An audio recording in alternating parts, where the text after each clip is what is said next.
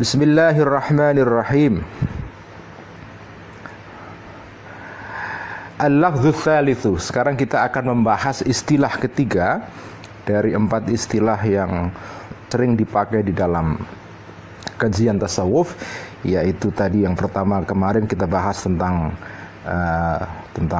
akal, tentang qalb, hati. Kemudian yang kedua tentang ruh, yang ketiga tentang nafas atau jiwa. Kita seringkali mendengar kata jiwa, soul ya, jiwa. Apa itu jiwa? Bagaimana Imam Ghazali mendefinisikan jiwa di dalam konteks pembahasan tasawuf ya. Al-lafdzu tsalitsu. Nah, sekarang kita masuk ke istilah ketiga. Al-lafdzu tsalitsu, istilah yang ketiga, terminologi yang ketiga, an-nafsu adalah an-nafas. Wa huwa, lafal yang ketiga ini nafas, aidon juga mushtarakun, dipersekutukan, artinya sinonim baina ma'anin, antara banyak makna. Jadi nafas itu adalah lafal mushtarak, sinonim. Lafal satu maknanya banyak. Bukan sinonim ya. Kalau satu kata dengan makna yang banyak, kalau sinonim itu dua kata maknanya sama. Kalau satu kata maknanya banyak, itu apa? Saya lupa istilah di dalam bahasa Inggrisnya ya. Tetapi ishtirak itu adalah satu kata dengan makna yang banyak. Wa yata'allaqu, dan berkaitan bi gharadina, dengan tujuan kami, minhu, dari istilah nafas ini, maknanya ini dua pengertian. Ada dua pengertian yang terkait dengan kata nafas ini yang relevan di sini. Ahaduhuma, yang pertama, annahu, sesungguhnya nafas ya, atau kalau di dalam pesantren annahu, itu dhamir hu di sini disebut dengan dhamirus sya'ni ya. Kalau di pesantren itu cara memaknainya annahu, setuhune kelakuan ya, annahu dhamir sya'an. Karena di sini dhamir sya'an itu adalah, ini sedikit digresi ya, agak sedikit menyimpang. Saya akan membahas soal gramatik di sini. Di dalam bahasa Arab kata ganti itu disebut dengan dhamir ya, atau pronoun dalam bahasa Inggris. Nah, setiap dhamir biasanya atau selalu dia merujuk kepada sesuatu yang datang sebelumnya. Sama dengan bahasa Indonesia atau bahasa Inggris, kalau kita mengatakan dia, misalnya, dia itu kembali kepada sesuatu yang sebelumnya. Dia siapa? Bukan merujuk kepada sesuatu yang datang setelahnya. Tetapi dhamir sya'an itu punya kekhususan yang spesifik. Tidak seperti kata ganti pada umumnya yang selalu merujuk kepada konteks sebelumnya. Ya, misalnya kita katakan Umar pergi ke pasar, lalu dia pergi ke sekolah setelah itu. Nah, kata dia di situ merujuk kepada Umar yang datang di sebelumnya. Nah, dhamir biasanya selalu merujuk kepada kata sebelumnya, kecuali dhamir satu ini yang disebutkan dhamirus sya'an. Dhamir sya'an itu merujuknya adalah kepada sesuatu yang datang setelahnya, bukan sebelumnya. Itu perbedaan antara dhamir sya'an dengan dhamir pada umumnya. Jadi ini kata annahu, hu di sini itu dhamirnya disebut dengan dhamirus sya'ni, dhamir yang menjelaskan tentang keadaan yang datang setelahnya ya, maka disebut dengan dhamirus sya'ni. Kalau Anda tidak tertarik dengan isu gramatik, nggak usah didengerin deh. Ahaduma, yang pertama, annahu, sesungguhnya, yuradu, dimaksudkan bihi, dengan kata nafas, al makna, pengertian, al jami'u, yang komprehensif, yang mencakup ya, likuwatil ghadabi, terhadap kemampuan atau kekuatan atau kapasitas ya, likuwatil ghadabi, terhadap kapasitas marah, wasyahwati, dan syahwah, dan kesenangan.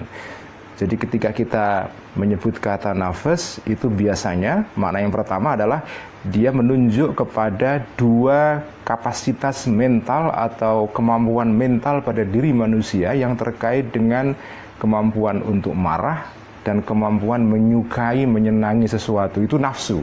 Jadi nafsu itu punya dua karakteristik. Dia kalau dia tidak marah, dia menyukai sesuatu secara berlebihan, ya.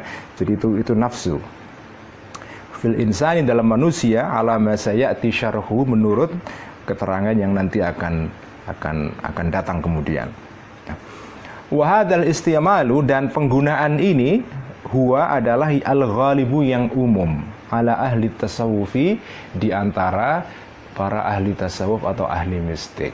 Jadi ketika kata nafsu itu dipakai di kalangan ahli mistik, biasanya dia menunjukkan dua pengertian atau menunjukkan satu makna yang umum dipakai, yaitu nafsu adalah kecenderungan pada diri manusia kepada dua hal.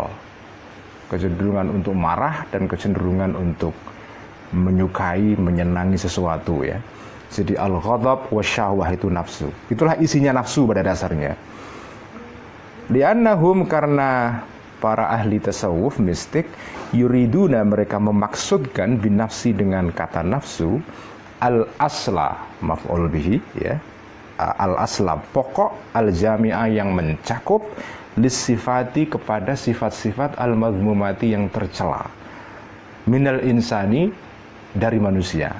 Jadi ketika para ahli tasawuf menggunakan kata nafsu, biasanya yang mereka maksudkan adalah pengertian yang mencakup sifat-sifat yang tercela pada diri manusia. Jadi kata nafsu itu umumnya adalah menunjukkan pengertian yang negatif pada diri manusia. Karena itu misalnya mereka mengatakan, para ahli tasawuf, fayaquluna, maka mereka mengatakan, la budda min mujahadatin nafsi.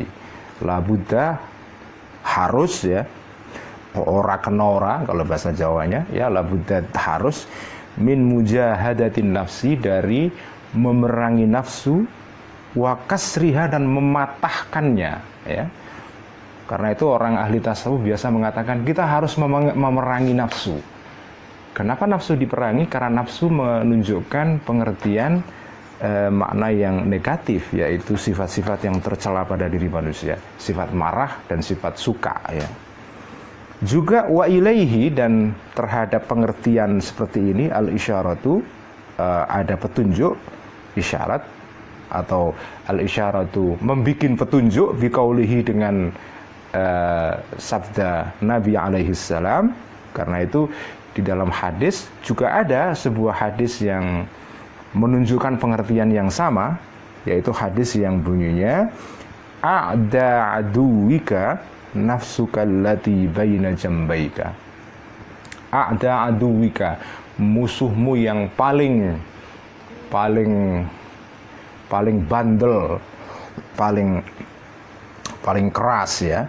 Musuhmu yang paling musuh, nafsuka, adalah nafsumu, allati baina jambaika, yang ada di antara dua sisi badan kamu, ya. Nafsu dalam diri kamu itulah musuh yang semusuh-musuhnya. Itu sabda Nabi, ya. A'da aduwika nafsuka allati baina jambaika. Itu makna pertama. Jadi nafsu adalah pengertiannya sifat yang tercela pada diri manusia, mencakup dua sifat pokok, sifat marah dan sifat menyukai sesuatu. Ketika kita suka melakukan wisata kuliner, suka makan-makan, itu nafsu juga. Kita suka makan, kita suka belanja handphone yang paling baru, ya.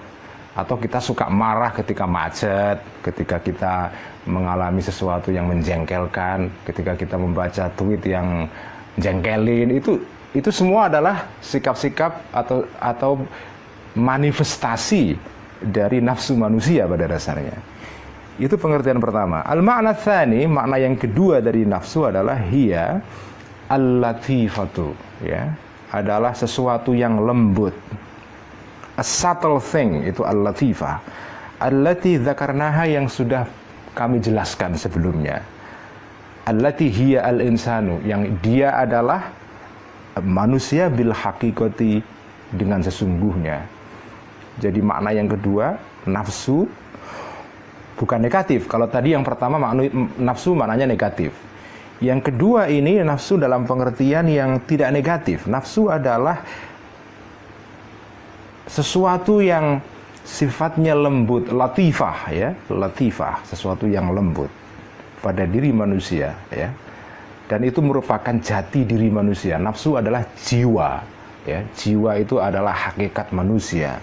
Itulah nafsu dalam pengertian yang kedua. Wahia, dan latifah ini, nafsul insani adalah jiwa manusia, wa dzatuhu, dan zatnya dan esensinya. Tetapi nafsu yang seperti ini itu juga bukan nafsu yang monolitik, nafsu yang tunggal maknanya. Walakinnaha, tetapi nafsu yang dalam pengertian kedua ini, nafsu dalam pengertian latifah, tusofu, disifati, biausofin mukhtalifatin, dengan sifat-sifat yang berbeda-beda. Bihasabi ikhtilafi akhwaliyah, sesuai dengan perbedaan keadaan nafsu itu sendiri. Faidha sakanat, ya. Faidha sakanat, ketika nafsu dalam pengertian latifah ini sakanat, dia tenang. Tahtal amri, di dalam kendali ya, ketika dia tenang dalam kendali kita, wazayalaha, dan terhindar kepadanya al-ittirabu, kegalauan. Ketika nafsu ini terhindar dari kegalauan, zayala artinya adalah menyingkir ya, terhindar terhadap nafsu ini, al-ittirabu, kegalauan, bisa babi mu'aradatis syahwati, karena kemampuan kita mengendalikan syahwat ya. Ketika nafsu dalam pengertian latifah ini bisa tenang karena bisa kita kendalikan, maka nafsu semacam ini summiyat, disebut an-nafsal mutmainnata, nafsu yang mutmainnah, nafsu yang tenang. Jadi nafsu dalam pengertian kedua ini banyak jenisnya. Yang pertama adalah nafsu yang disebut dengan an-nafsul mutmainnah, jiwa yang tenang, yaitu jiwa yang berhasil dikendalikan oleh manusia, oleh kita, sehingga tidak mengendalikan kita, melainkan kita bisa mengendalikannya. Nah, itu disebut dengan nafsu mutmainnah. Atau kalau kita memakai psikologinya Freud, kalau mau meminjam psikologinya Freud, nafsu mutmainnah ini adalah super ego ya. Jadi keadaan di mana kita bisa mengendalikan insting-insting hewaniah, insting-insting dasar yang ada di dalam diri kita. Dan karena kita bisa mengendalikan, maka menjadi super ego ya. Ego yang bisa mengatasi id-nya, kecenderungan primitifnya. Itu yang disebut dengan an-nafsul mutmainnah, itu semacam super ego. Qala Allah Ta'ala, dalam Al-Quran juga ada disebut mengenai nafsul mutmainnah ini. Qala Allah Ta'ala, Allah berfirman, fi mithliha, di dalam di dalam menjelaskan tentang contoh mengenai nafsu yang semacam itu, Allah berfirman, ya ayyatuhan nafsul mutmainnah, wahai nafsu yang tenang, irji'i, kembalilah ila rabbiki, kepada Tuhanmu, radiyatan, dalam keadaan rela, mardiyatan, dan diridhoi ya. Kembalilah kepada Tuhanmu dalam keadaan yang penuh dengan ketenangan ya, in the state of being pleased ya, yang tenang. Inilah nafsu yang pertama. Wan nafsu, dan nafsu bil makna al-awwali, dengan makna yang pertama, yaitu nafsu dalam pengertian kekuatan untuk marah dan kekuatan untuk menyukai sesuatu, syahwat. La yutasawwaru, tidak bisa dibayangkan, ruju'uha, kembalinya nafsu kepada seperti itu, ilallahi, kepada Allah Ta'ala. Nafsu dalam pengertian marah dan syahwat itu bukan nafsu yang yang bisa kita bayangkan sebagai nafsu yang kembali kepada Allah. Hanya nafsu yang mutmainnah lah yang bisa kembali kepada Allah dalam keadaan tenang. Kenapa tidak bisa kembali kepada Allah? Fa innaha, karena nafsu dalam pengertian pertama tadi mub'adatun, ya. Bacanya mub'adatun, dijauhkan anillahi, dari Tuhan. Wahia min khizbi syaitani, nafsu yang pertama tadi itu dalam pengertian marah dan syahwat itu adalah nafsu yang termasuk di dalam bloknya syaitan, ya. Itu bagian dari kekuatan jahat dalam diri kita. Itu yang pertama. Wa idza lam yatimma, dan ketika tidak sempurna sukunuha, ketenangan nafsu, walakinnaha, tetapi nafsu tadi itu, ini yang kedua ya, ini jenis nafsu yang kedua. Wa idza lam yatimma, ketika tidak sempurna sukunuha, ketenangan nafsu dalam pengertian latifah yang kedua, walakinnaha, tetapi nafsu tadi sarat, menjadi mudafi'atan, melawan, lin nafsi syahwaniyati, terhadap nafsu syahwani, nafsu kesenangan, wa mu'taridatan, dan melawan alaiha, terhadap nafsu syahwaniyah. Jadi ini nafsu yang kedua yang tingkatannya di bawah nafsu mutmainnah, yaitu nafsu yang belum mencapai tahap ketenangan yang total, tetapi dia berusaha untuk melawan tendensi-tendensi negatif dalam diri kita sendiri, ya. Belum sampai berhasil mengendalikan diri, tetapi dia sudah berusaha. Nah, kalau nafsu yang semacam ini sumiyat, disebut an-nafsal lawwamata, nafsu yang apa? Yang suka melakukan otokritik, itu al-lawwamah, ya. An-nafsal lawwamata, nafsu yang bisa melakukan otokritik. Al-lawwamata itu kalau dalam bahasa pesantren sing akeh oleh maidu awake dhewe. Nah, itu yang terus-menerus mengkritik maidu itu apa? Ya, mengkritik, mengingatkan terus-menerus dirinya, ya. Jadi disebut dengan nafsul lawwamah, nafsu yang otokritik. Dia belum mencapai ketenangan, disebut dengan nafsul lawwamah, nafsu yang suka melakukan otokritik, ya. Kenapa disebut dengan nafsul lawwamah? Li'annaha talumu, karena nafsu semacam itu talumu, terus mengkritik, mengingatkan, mengasih warning sahibah, terhadap si empunya nafsu itu.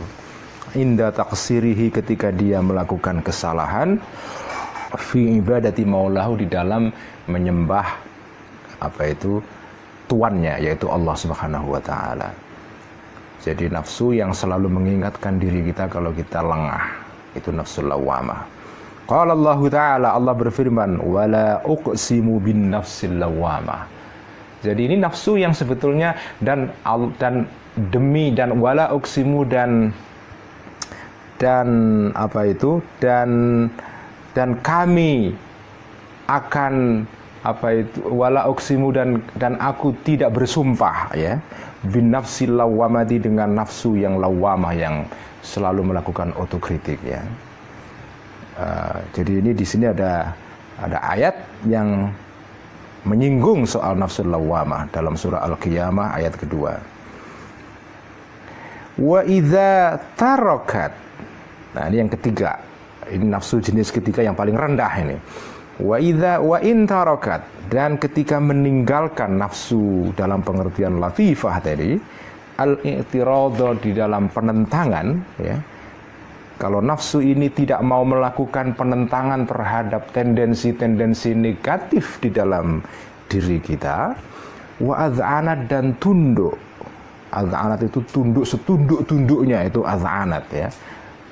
Az'anat itu kayak orang Jepang yang melakukan bowing, menunduk itu. Kalau orang Jepang sedang bertemu dengan orang lain biasanya kan nunduk, itu az'anat itu, ya. Az'anat, menunduk setunduk-tunduknya. Wa ta'ad, dan menaati nafsu tadi, limuqtadasy syahawati, terhadap tuntutan syahwat, ya.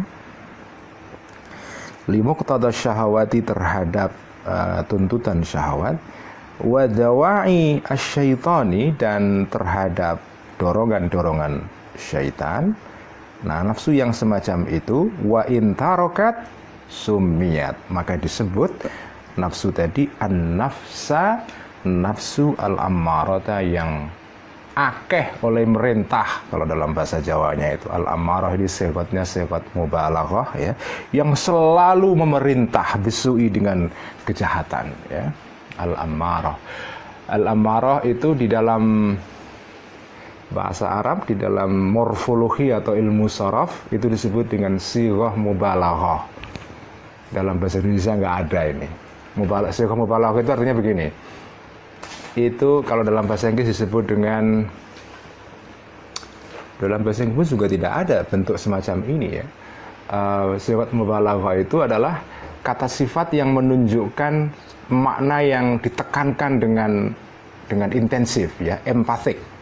Jadi misalnya kata ammarah itu dari kata sifat abirun, memerintahkan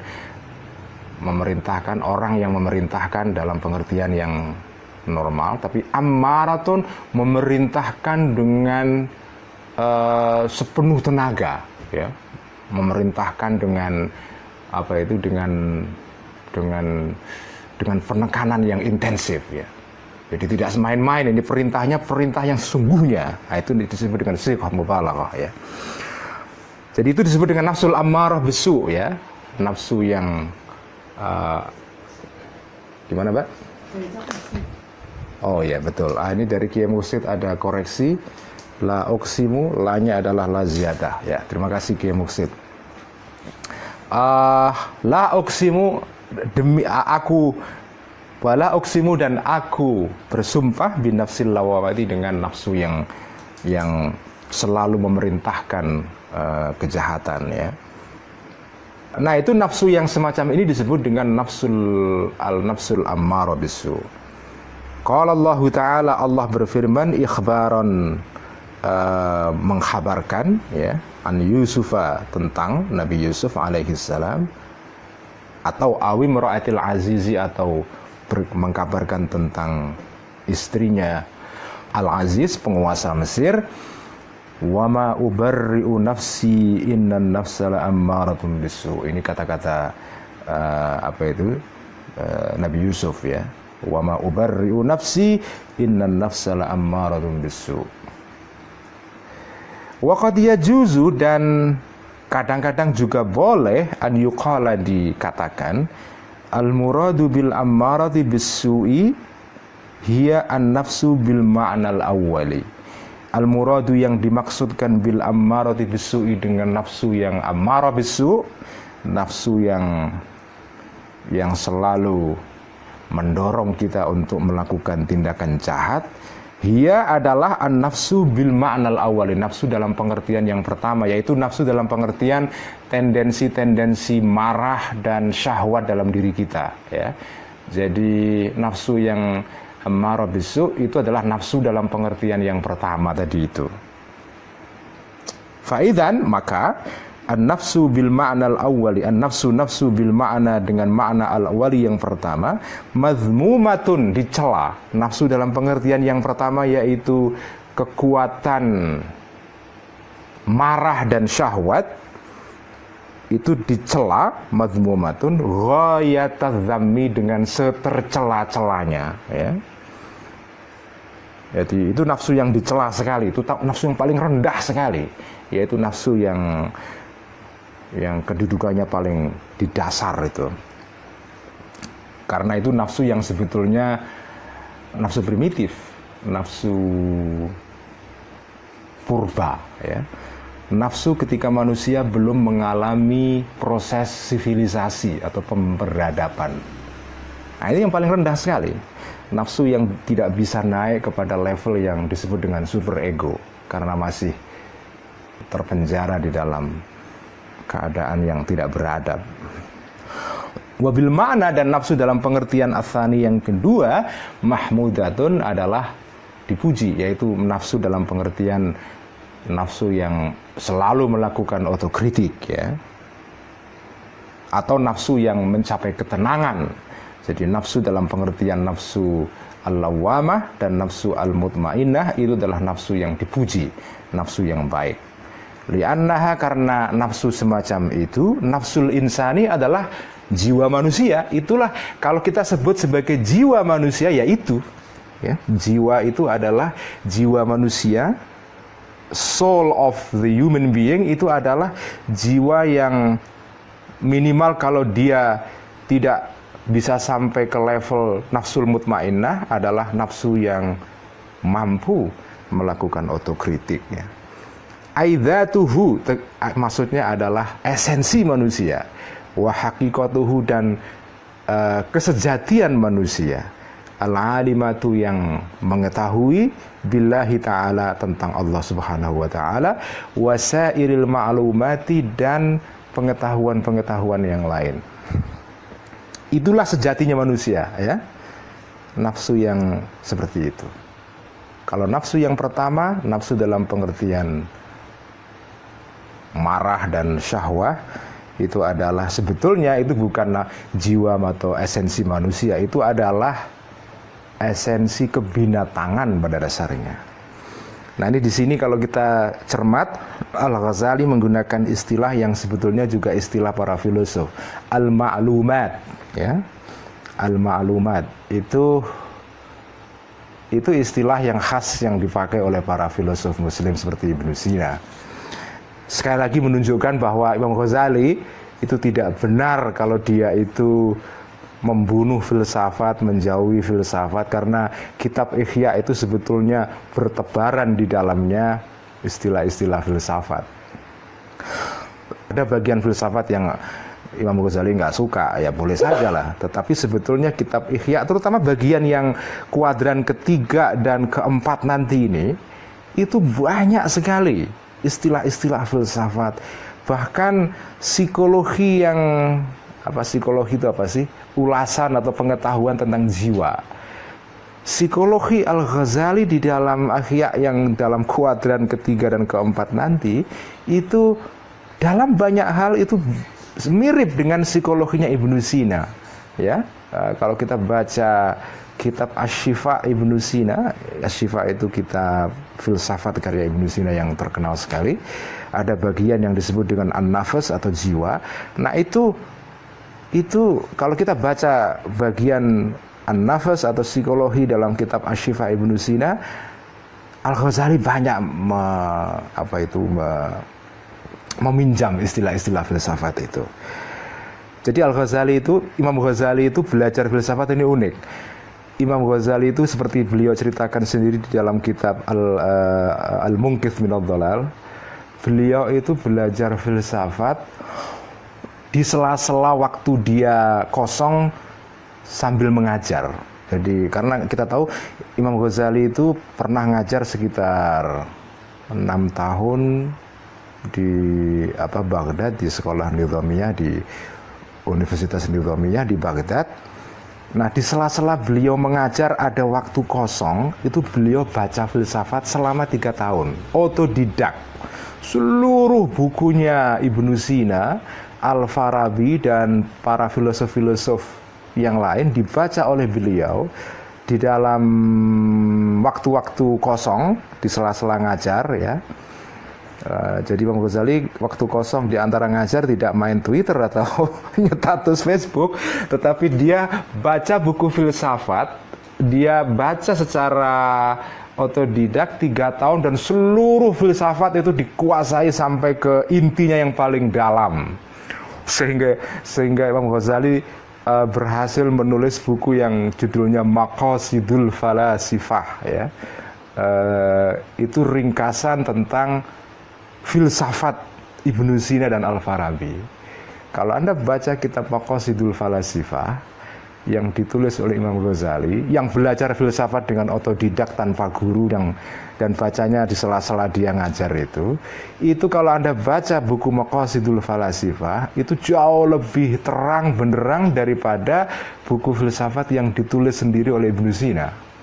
Nah, inilah keajaiban Ghazali itu. Imam Ghazali punya keajaiban yang luar biasa, yaitu kemampuan untuk artikulasi yang jelas. Imam Ghazali adalah the big articulator, ya, orang yang bisa mengartikulasikan gagasan dengan terang benderang.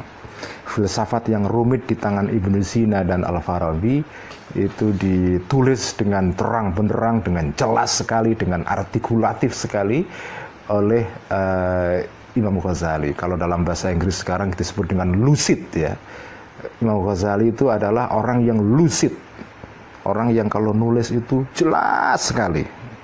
Nah, itulah keistimewaan Imam Ghazali ini, luar biasa. Nah, ini kita maklumat, ya, lagi-lagi ini saya kasih garis bawah, ya. Al-ma'lumat ini istilah khas filosof, ya. Anda nggak akan temukan istilah ini di dalam fikih atau dalam buku tasawuf yang tidak ada bau filsafatnya, karena Al-Ghazali ini menulis kitab tasawuf Ihya ini penuh dengan istilah-istilah filsafat, dengan episteme atau cara berpikir para filosof, tetapi di situ diperkaya oleh Al-Ghazali dengan tasawuf, ya. Baik, sekarang kita masuk ke istilah yang keempat. Al-lafzur rabi'u, istilah atau terminologi yang keempat. Al-aqlu adalah akal. Apa itu akal, ya? Kita seringkali menggunakan istilah akal. Apa sih akal itu? Wahuwa akal ayudon juga mustarakun, dipersekutukan, ya, limaanin untuk makna mukhtalifatin yang berbeda-beda. Jadi sama dengan kata nafsu, akal ini juga satu kata dengan banyak pengertian, ya. Zakarnaha yang sudah pernah kami ulas fi kitabil ilmi, di dalam kitab tentang ilmu. Kitab ilmu ini adalah kitab pembuka di dalam kitab Ihya, ya. Kitab Ihya itu dibuka dengan ulasan mengenai kitabul ilm. Nah, di sana Imam Ghazali sudah pernah menjelaskan dengan cukup panjang lebar mengenai pengertian akal. Cuma wal muta'alliqu, dan yang berkaitan bi gharadina, dengan tujuan kami, min jumlatiha, dari keseluruhan pengertian, keseluruhan makna tadi. Makna ya ini adalah dua makna. Dari banyak makna yang sudah pernah kami ulas di dalam kitabul ilm sebelumnya, ada dua makna yang relevan di sini. Ahaduhuma, yang pertama, annahu, sesungguhnya. Nah, ini juga dhamirus sya'an, ya. Dhamir situatif, kalau mau pakai istilah itu, dhamir situasi.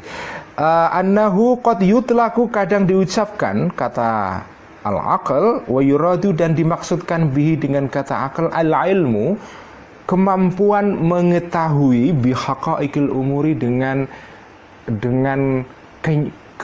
kesunyatannya sesuatu, dengan kesejatiannya sesuatu. Jadi ilmu itu kadang-kadang, ini makna yang pertama, itu maknanya adalah kemampuan kita untuk mengetahui sesuatu sampai ke akar-akarnya, ke radiksnya, ke akar yang paling dalam, hakikatnya, bukan pengetahuan yang dangkal, yang hanya mediocre, ya, tapi pengetahuan yang sampai ke akar paling dalam. Itulah ilmu. Jadi ilmu itu adalah mengetahui sesuatu sampai ke akar-akarnya. Makanya kalau kita ada orang disebut alim, orang alim itu bukan sekedar orang yang tahu hanya baca koran, atau apalagi hanya tahu dari medsos saja, gitu kan. Bukan, alim itu orang yang punya ilmu. Apa itu ilmu? Ilmu adalah al-ilmu bihaqaiqil umur, atau bihaqiqatil asya. Tahu mengenai sesuatu sampai ke akar-akarnya, sampai ke esensi yang terdalam. Itulah ilmu. Jadi kalau ilmu kalau Anda tahu hanya tahu-tahu saja, ya, tahu sekedar tahu, itu bukan ilmu. Itu ya apa? Ya itu apalah, tahu dalam pengertian yang awam saja. Tapi kalau tahu dalam pengertian yang dipakai oleh para ulama seperti Imam Ghazali, al-ilmu itu adalah tahu mengenai sesuatu yang mendasar, ya. Fayakunu ibaratan, maka akal dalam pengertian ini yang pertama, ibaratan adalah ekspresi, ungkapan an sifatil ilmi, dari sifat ilmu, alladzi mahalluhu, yang tempatnya al-qalbu, adalah hati. Jadi ilmu dalam pengertian kemampuan mengetahui sesuatu sampai ke akar-akarnya itu adalah sifat, atribut, ya, kapasitas, mental abilities, kemampuan mental yang tempatnya ada di hati. Nah, kembali kepada kemarin pengertian hati yang kedua, yaitu latifah, ruhaniyah, rabbaniyah, ya. Hati dalam pengertian kemampuan yang subtil dalam diri manusia yang sifatnya rohani dan ketuhanan. Ini menarik karena apa ya? Al-qalb, hati, seperti digunakan atau dijelaskan oleh Imam Ghazali di sini, itu bukan hati yang sering kita mengerti selama ini, ya. Hati di sini juga bukan sekedar, kalau selama ini kan kita memahami hati itu sebagai tempat di mana di situ ada kemampuan afektif, kita merasa sesuatu, kita senang, gembira, sedih, itu hati. Tapi bukan itu saja. Imam Ghazali memaknai kata qalb itu juga artinya adalah tempat organ dalam tubuh manusia di mana di situ terletak kemampuan-kemampuan untuk mengetahui, kemampuan-kemampuan kognitif, bukan hanya afektif tapi juga kognitif, gitu. Nah, itu akal. Akal adalah pengetahuan. Jadi itu pengertian pertama, pengetahuan tentang sesuatu sampai ke akar-akarnya. Watsani, dan kedua, annahu, dhamir sya'an lagi, annahu qad yutlaku, kadang diucapkan, dikatakan, qad yutlaku, ya, dalam bahasa Arab kalau ada fi'il mudhari', kemudian ada prefix, ada partikel pendahulu qad, maka artinya adalah kadang-kadang, ya. Jadi misalnya kata yadribu, memukul biasa, tapi kalau Anda katakan qad yadribu, kadang-kadang memukul, ya. Jadi kata qad di situ mengubah kata kerja mudhari' menjadi bermakna kadang-kadang. Itu kata qad, ya.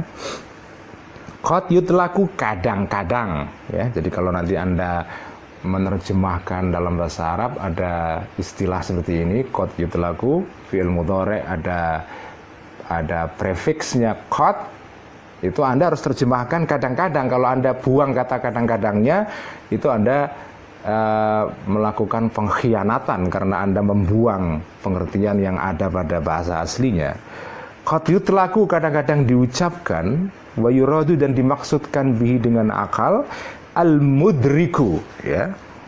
Al-mudriku, bukan al-mudraku atau al-madraku, tapi al-mudriku lil ulumi, sesuatu yang mudrik, yang bisa mengetahui, yang bisa memahami, lil ulumi, terhadap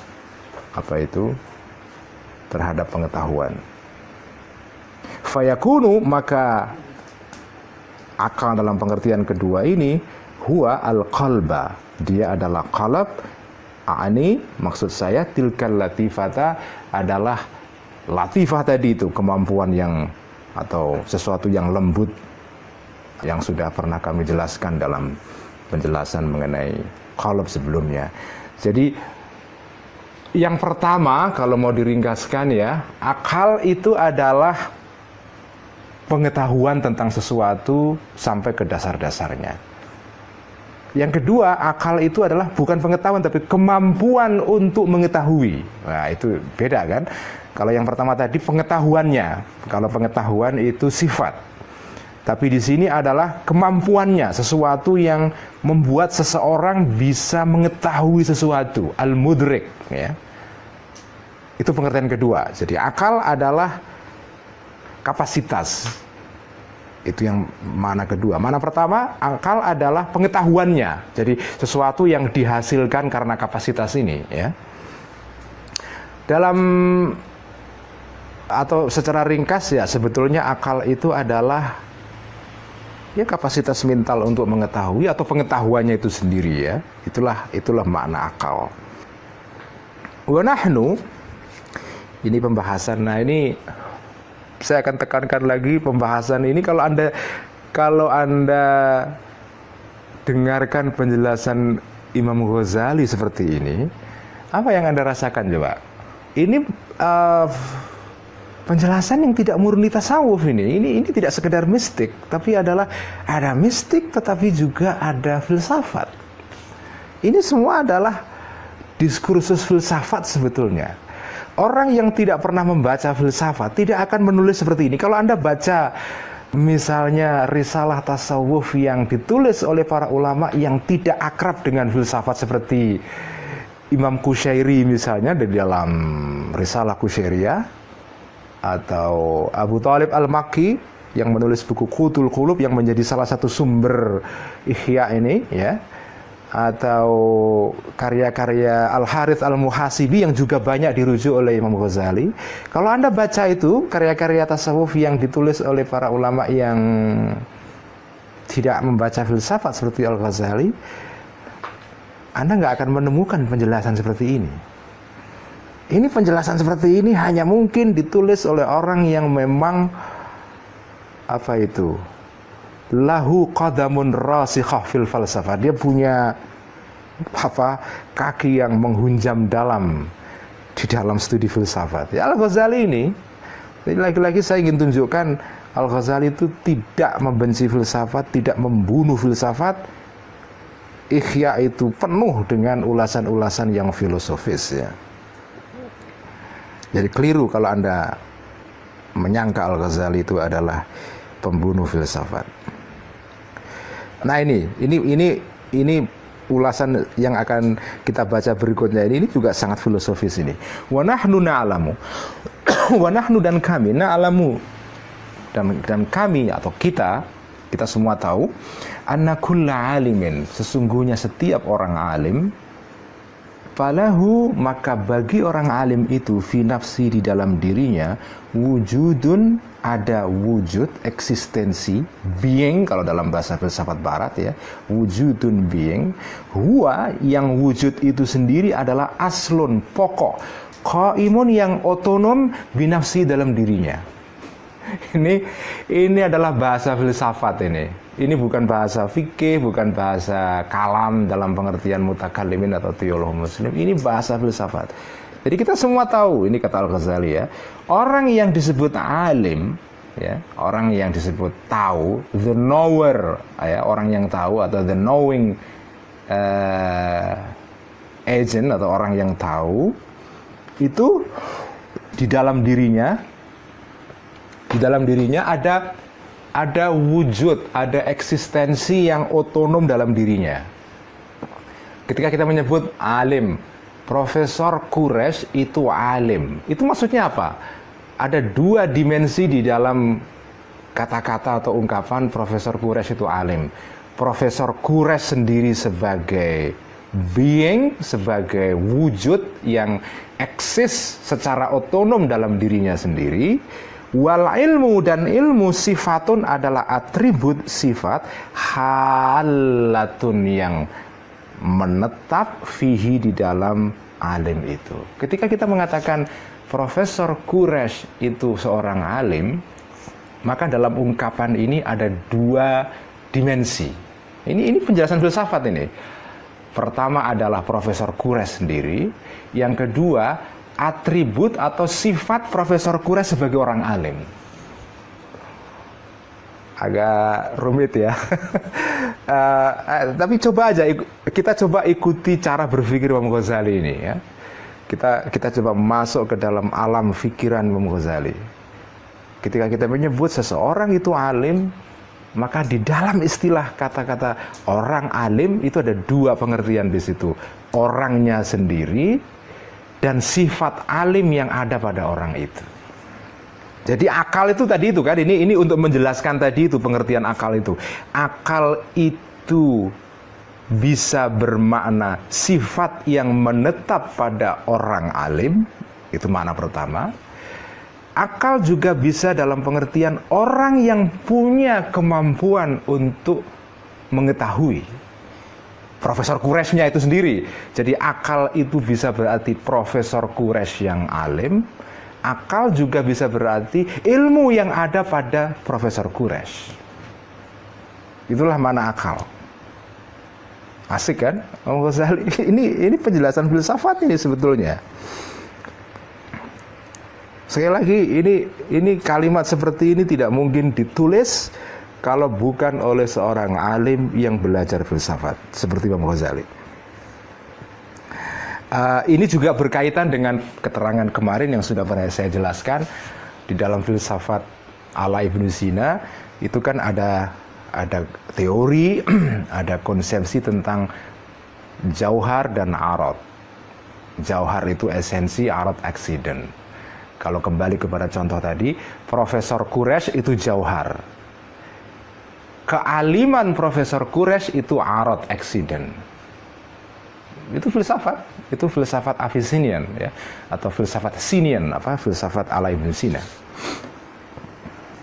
Wasifatu, dan sifat ghairul mausufi, bukan atau beda dengan sesuatu yang disifati. Sifat itu beda dengan mausuf. Profesor Quraisy itu beda dengan sifat kealiman Profesor Quraisy. Meskipun menyatu dalam diri orang itu, dalam diri Profesor Quraisy, tapi antara Profesor Quraisy yaitu mausuf dengan sifat kealiman Profesor Quraisy itu dua hal yang terpisah. Kealiman Profesor Quraisy dan Profesor Quraisy walaupun menyatu pada diri Profesor Quraisy, tapi itu adalah dua aspek yang berbeda ya. As-sifatu ghairul mausuf. Nah, kalau ini bahasa yang sering kita jumpai di dalam pembahasan kalam atau teologi Asy'ariyah misalnya ya. Itu sering kita jumpai ini. Ya, lagi-lagi ini juga bahasa filsafat ini, filsafat teologi ya. Wal aqlu, dan akal, qad yutlaku, kadang diucapkan, wa yuradu, dan dimaksudkan bihi dengan akal tadi, sifatul alimi, sifat seorang alim ya. Sifat kealiman Profesor Quraisy misalnya. Wa qad yutlaku, dan kadang diucapkan, wa yuradu, dan dimaksudkan bihi dengan kata akal tadi, mahallul idraki, tempat kemampuan kognisi atau mengetahui. Ini al-mudrika, yakni orang yang mengetahui. Jadi akal itu bisa disebut, bisa diucapkan dan dimaksudkan sebagai sifat ya, kealiman Profesor Quraisy, tapi juga bisa diucapkan dengan pengertian mahallul idrak, tempat di mana terjadi aktivitas kognisi atau mengetahui, yaitu Profesor Quraisy itu. Jadi akal itu tempat mengetahui atau sifat mengetahui. Wahua, dan akal dalam pengertian ini al-muradu, yang dimaksudkan biqaulihi, dengan sabda Nabi Shallallahu Alaihi Wasallam. Ada hadis, meskipun ini hadis seringkali disebut sebagai hadis yang dhaif ya, atau malah ada yang mengatakan hadis maudhu. Awwalu ma khalaqallahu al-aqlu. Awwaluma, sesuatu yang pertama-tama khalaqa, menciptakan Allah al-aqlu adalah akal. Ciptaan yang diciptakan oleh Allah pertama kali itu adalah akal. Saya harap di sini ada pendengar pengajian ini atau penonton yang Kristen, semoga ada. Kalau ada yang Kristen, ini mengingatkan kita pada pembukaan di dalam Injil Yohanes ya. Pada mulanya adalah kata atau firman, logos ya. Nah, ini hadis ini sebetulnya agak mirip-mirip dengan pembukaan Injil Yohanes. Pada mulanya adalah firman. Sesuatu yang pertama kali diciptakan oleh Allah adalah akal, logos ya, akal. Nah, hadis ini akal di sini maksudnya apa? Maksudnya apa? Bukan sifat di sini. Kalau sesuatu yang pertama kali diciptakan oleh Allah adalah akal, bukan dalam pengertian sifat. Karena kalau sifat itu mengikuti yang disifati. Akal di sini artinya ya orang yang punya akal. Yang pertama kali diciptakan adalah akal, bukan akal dalam pengertian sifat, tetapi tempat terjadinya aktivitas ilmu, yaitu akal. Fa'inal ilma, karena ilmu, aradun adalah accident ya. Accident itu adalah sesuatu yang datang dan pergi. Karena ilmu itu adalah accident, arad, la yutasawwaru, tidak bisa dibayangkan, tidak bisa dikonsepsikan. Al-yakuna, untuk ada, untuk berada, awwala makhlukin, sebagai makhluk pertama. Karena kalau akal dalam pengertian sifat, ya, yaitu ilmu, ya, itu arad, accident. Tidak mungkin accident itu dibayangkan sebagai makhluk pertama. Kalau Allah mengatakan yang diciptakan Allah pertama kali adalah akal, tentu bukan ilmu di situ artinya, karena ilmu itu adalah sesuatu yang mengikuti akal. Jadi akal di sini artinya bukan sifat, tetapi adalah tempat terjadinya sifat itu, yaitu akal itu sendiri. Bal la budda, bal sebaliknya, la budda seharusnya, wa an yakuna, untuk ada al-mahallu, mahal, tempat akal itu, makhlukon, diciptakan, qablahu, sebelum terjadinya ilmu, au ma'ahu, atau bersama dengan ilmu itu. Jadi yang diciptakan pertama kali itu seharusnya tempat ilmu, yaitu akal, bukan ilmunya, karena ilmu itu mengikut akal itu sendiri gitu. Rumit ya, tapi nggak apa-apa ya, ikuti saja. Kita dengarkan bagaimana Imam Ghazali mengulas mengenai akal ini. Menarik, nanti lama-lama Anda akan paham. Wali'annahu, dan karena sesungguhnya, ini juga dhamir sya'an, sesungguhnya keadaan berikut ini, la yumkinu, tidak mungkin, al-khitabu, untuk bercakap-cakap dari via Allah, ma'ahu, bersama akal dalam pengertian ilmu tadi, ya.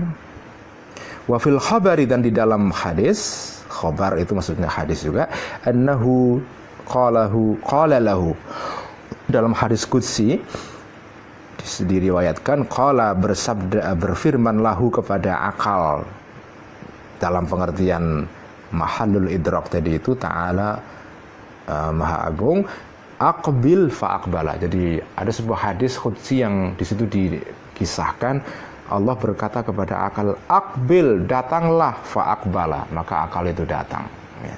Di sini akal maksudnya akal sebagai tempat terjadinya aktivitas ilmu, bukan akal dalam pengertian ilmu, karena kalau ilmu nggak bisa disuruh datang, kan itu nggak mungkin itu. Maka kemudian Allah berfirman lahu, kepada akal, adbir, pergilah, fa adbara, maka akal itu pergi. Al-haditha. Jadi ini akal, ya. Saya ulang lagi, akal itu punya dua makna.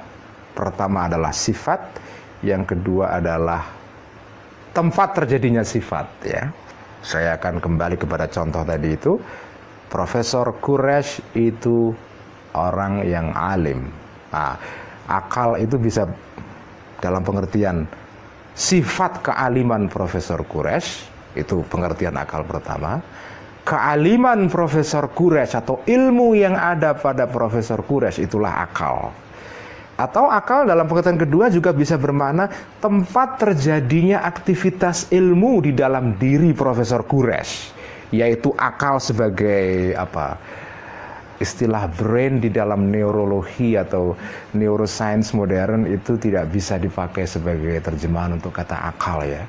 Mungkin istilah yang paling baik dalam bahasa Inggris akal itu intellect, ya. Intellect. Intellect itu tidak sekedar brain, karena kalau brain itu ya otak. Otak itu organ fisik. Akal itu bukan sesuatu yang fisik, tetapi sesuatu yang sifatnya tadi itu istilah Imam Ghazali latifah, ya, sesuatu yang lembut, sesuatu yang non tangible, yang tidak bisa dilihat. Memang organnya bisa kita lihat, akal dalam pengertian otak, tetapi aktivitasnya itu sendiri adalah latifah, ya. Faidan, saya akan teruskan sampai sebelum subpasal tentang bayanu junudil qalbi, keterangan tentang pasukan-pasukan hati, ya. Ini menarik ini. Ini di sini nanti kita akan temukan penjelasan Imam Ghazali yang penuh dengan perlambang, analogi, metafor, ya. Yang ini menjadi kekhasan Imam Ghazali. Imam Ghazali ini kalau memakai bahasanya Ibnu Rushd, ya, yang pernah mengkritik beliau dalam karya yang terkenal Tahafut, Imam Ghazali ini memang dia tahu filsafat, belajar filsafat dengan mendalam sekali. Tetapi Imam Ghazali punya sesuatu yang lebih dari sekedar filsafat, yaitu punya kemampuan retorika yang baik. Dia punya sesuatu yang sifatnya performatif dalam bahasa filsafat sekarang ya. Sesuatu yang membuat beliau itu bisa menyampaikan sesuatu dengan jelas, dengan cara menggunakan metafor, tamsil, perlambang, simile atau perumpamaan dan seterusnya. Kitab Ihya ini penuh, terutama nanti dalam bagian berikut ini, penuh dengan perumpamaan ya. Hati itu diserupakan dengan raja, kemudian anggota tubuh manusia itu seperti khadam-khadam atau pembantu-pembantunya yang bertugas untuk melayani raja. Karena Imam Ghazali itu sadar, beliau itu ngarang itu membayangkan bahwa audiensnya atau orang yang menjadi sasaran kitab Ihya ini itu bukan Ibnu Sina atau Al-Farabi, bukan para dokter IAIN atau dokter UI atau ITB atau orang-orang yang pintar sekali, enggak. Imam Ghazali ini nulis buku ini bayangannya itu ya orang yang tidak S3 tapi juga enggak SD, SMP, SMA, ya tengah-tengah lah, S1 ya masih belum sampai kepada tingkat yang paling tinggi. Jadi makanya kitabnya ini penuh dengan keterangan-keterangan yang menggunakan metafor ya. Argumentasi yang dipakai bukan burhan, dalam istilah filsafat itu burhan, demonstrasi dengan prosedur logika Aristotelian yang rumit sekali karena ketat sekali, kering sekali. Tapi enggak, Imam Ghazali ini menggunakan kayak kiai pidato di kampung itu, asik, penuh dengan metafor, dengan perumpamaan ya, supaya orang bisa mencerna dengan mudah. Itu Imam Ghazali ya. Nah, sekarang kita akan ikuti bagian berikut ini. Fa'idzan, maka dengan demikian qadin kasyafa, telah menjadi jelas laka bagi engkau anna ma'ani hadhil asma'i, bahwa sesungguhnya makna semua istilah ini maujudatun, ada. Jadi sekarang jelaskan bahwa 4 istilah tadi itu benar-benar ada pengertian substantifnya, nggak sekedar hanya istilah kosong itu, enggak. Ada pengertiannya. Wahia, yaitu pertama al-qalbul jusmani. Pertama, qalbu atau hati yang bersifat fisik. Tadi kan pertama hati itu maknanya pertama adalah hati fisik. Waruhul jusmaniyu, dan roh yang fisik juga dalam pengertian tubuh lembut ya, wadak alus kalau bahasa Jawa itu. Wan nafsu syahwaniyatu, dan nafsu syahwani, nafsu kebinatangan ya, nafsu dalam pengertian kebinatangan tadi itu. Wal ulumu, dan ilmu ya. Jadi ada berapa ini? 1, 2, 3, 4. Ada 4 pengertian. Ada hati fisik, roh fisik, nafsu kebinatangan, dan sesuatu yang sifatnya spiritual, yaitu ilmu ya. Itulah pengertian dari 4 istilah tadi itu. Kolbu, ada kolbu yang fisik, tapi juga ada kolbu yang spiritual. Roh, ada roh yang fisik, tapi juga ada roh yang spiritual. Nafsu, ada nafsu yang fisik kebinatangan, tapi juga ada nafsu yang spiritual, yaitu nafsu mutmainnah ya. Jadi ini pengertiannya, ada yang fisik, ada yang spiritual ya. Wal alfadhu, dan istilah-istilah terminologi al-arba'atu yang 4 tadi bijumlatiya, dengan keseluruhannya, tatawaradu, apa itu? Tatawaradu, datang serentak. Mana harafiahnya? Kalau tatawaradu di sini bisa kita artikan tatawaradu dimengerti secara serentak alaiha, terhadap 4 makna tadi itu. Jadi 4 istilah tadi itu bisa dimaknai dengan 4 pengertian tadi itu. Fal ma'ani, maka maknanya, pengertian khamsatun, ada 4, wal alfadhu, dan lafaznya atau istilahnya arba'atun, ada 4 ya. Jadi istilahnya 4 tapi pengertiannya sebetulnya 5. Kenapa? Karena ada hati fisik, ada roh fisik, ada nafsu fisik. Ada juga akal yang pengertiannya adalah ilmu, sifat ya. Tapi juga ada makna yang kelima, yaitu latifah tadi itu, ya, kemampuan halus yang sifatnya rohani. Wa kullu lafdzin, dan setiap istilah utliqa diucapkan, diekspresikan, dimaknai ini untuk 2 pengertian. Wa aktsarul ulama'i, dan sebagian besar ulama. Nah, di sini Imam Ghazali mengkritik ini ya. Ya, ini adalah kebiasaan yang khas pada ulama-ulama klasik dulu. Jadi mereka seringkali sambil mengarang buku, mengulas sesuatu sambil mengkritik ulama lain gitu kan. Ya biasalah. Ya, saling mengkritik itu tradisi yang lazim di kalangan para ulama dulu. Lalu ada kritik balik nanti. Wa aktsarul ulama'i, dan sebagian ulama qad iltabasa, telah menjadi rancau alaihim pada mereka ikhtilafu hadil alfadhi, perbedaan istilah-istilah ini semua, wa tawarudiha, dan pengertiannya semua ini ya. Fatarahum, maka engkau melihat mereka yatakallamuna, berbicara fil khawatiri, mengenai khawatir. Khawatir itu gerak-gerik pikiran. Wa yaqulun, dan mengatakan hadza khawatirul aqli, ini adalah gerak-gerik akal. Wa hadza khawatirur ruhi, dan ini gerak-gerik roh. Wa hadza khawatirul qalbi, dan ini adalah gerak-gerik hati. Wa hadza khawatirun nafsi, dan ini adalah gerak-gerik nafsu. Ketika ulama mengatakan khawatirun nafsi, khawatirul qalbi, maksudnya apa? Yang dimaksudkan ini gerak-gerik ini nafsu, akal, atau qalbu dalam pengertian yang mana, yang fisik atau yang spiritual. Karena itu beda itu. Ini mereka atau para ulama ini seringkali menggunakan istilah ini tanpa menyadari perbedaan-perbedaan makna yang subtil tadi itu. Walaysa yadri, dan tidak tahu an-naziru, orang yang menelaah ya, orang yang menelaah mengenai istilah-istilah ini tadi itu, ikhtilafa ma'ani hadhil asma'i, perbedaan-perbedaan makna dari istilah-istilah ini semua. Karena banyak orang yang tidak tahu, wali ajli kashfil ghidai, dan untuk menyingkapkan tirai anzalika, dari semua tadi itu, qaddamna, maka kami buatkan muqaddimah, atau kami dahulukan syarha hadil asami, penjelasan mengenai istilah-istilah ini semua. Oke, koma. Wahaitsu warada, dan ketika datang fil Qur'ani, dalam Quran, was sunnati, dan sunnah, lafzul qalbi, istilah qalb. Ketika di Quran dan sunnah ada istilah qalb, fal muradu, maka yang dimaksudkan bihi, dengan istilah itu adalah al makna, pengertian ya. Ide atau makna pengertian, alladzi yafqahu, yang memahami, yang mampu memahami, minal insani, dari manusia, wa ya'rifu, dan mengetahui haqiqatal asya'i, terhadap kesejatian sesuatu.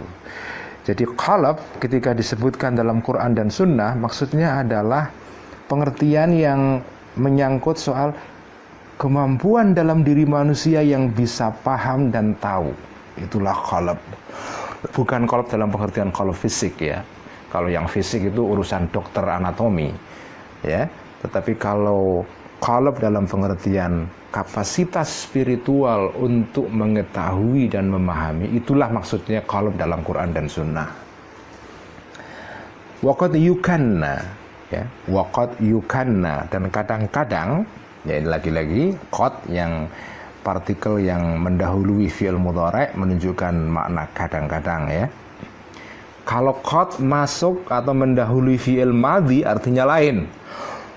Kalau qad mendahului fi'il madhi, maka artinya bukan kadang-kadang, artinya justru menekankan, sungguh-sungguh ya. Jadi bedanya qad, kalau mendahului fi'il madhi artinya sungguh-sungguh ya. Qad qamatis shalah, itu kan, maka sungguh-sungguh salat ini segera akan tegak, akan diselenggarakan, maksudnya sebentar lagi.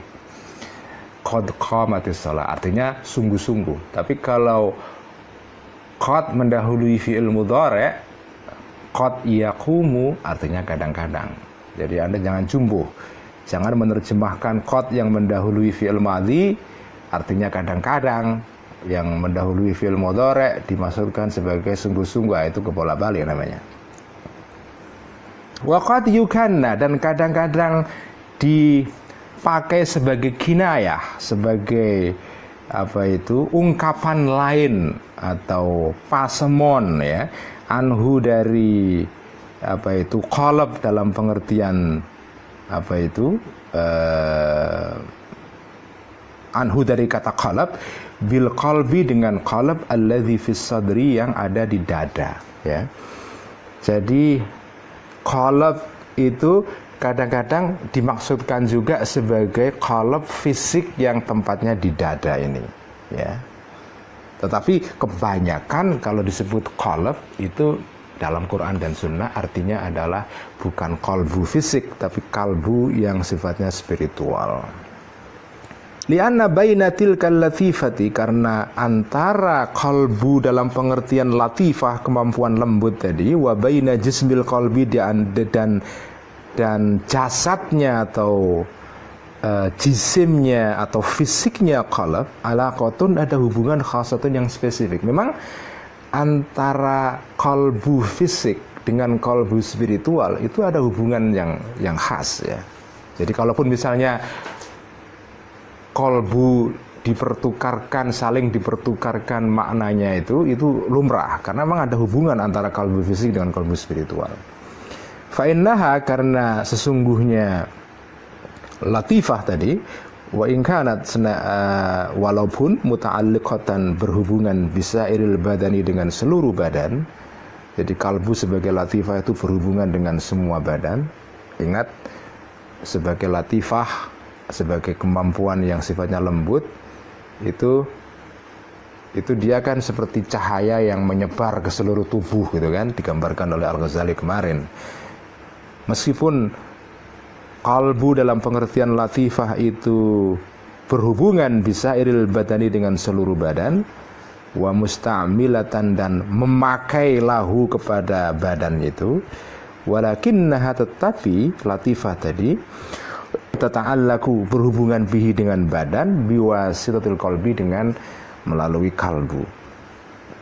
Fata'allukuha, maka hubungan latifah al-awwalu yang awal bil qalbi dengan kalbu, wa ka'annahu seolah-olah qalbu ya badan itu, mahalluha adalah tempatnya latifah tadi itu, wa mamlakatuha, dan kerajaannya latifah, wa alamuha, dan alamnya latifah, wa matiyatuha, dan kendaraannya latifah. Jadi badan kita ini, fisik ini, itu dianalogikan oleh Imam Ghazali seperti kerajaan hati. Ini menarik kan? Jadi makanya tadi saya katakan Al-Ghazali tidak sekedar filosof biasa, tapi filosof yang berusaha menerangkan konsep-konsep abstrak kepada orang awam dengan menggunakan metafor.